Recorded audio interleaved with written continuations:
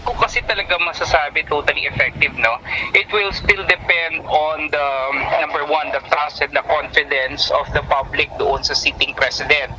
Hindi masasabing laging epektibo ang endorso ng Pangulo ng Bansa para manalo sa eleksyon ang isang kandidato.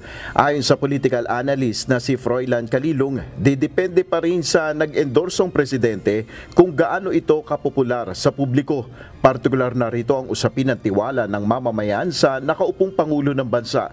May pagkakataon kasi na kung very unpopular yung presidente, yung endorsement niya is typically likened to a kiss of death, no?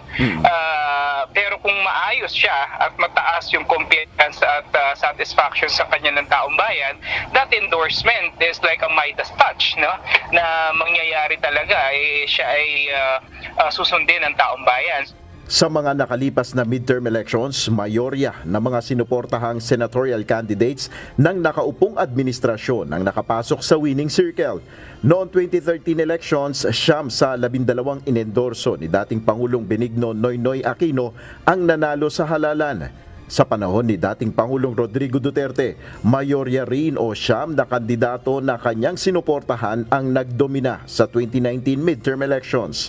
Ayon kay Professor Calilong, malaking bagay sa isang kandidato ang masuportahan ng Pangulo ng Bansa.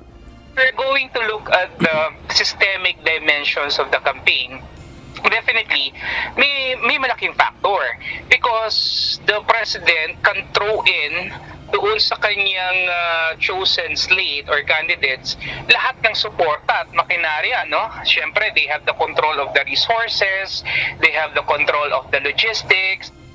Sa kabila nito, mayroon anyang mga kandidato na kahit walang pag-endorso ng Pangulo ay may kakayahan pa ring manalo sa eleksyon dahil na rin sa malaking impluensya nito sa publiko. Nel Maribuhok, UNTV News and Rescue, Diyos ang aming sandigan, serbisyo publiko ang aming pinahalagahan.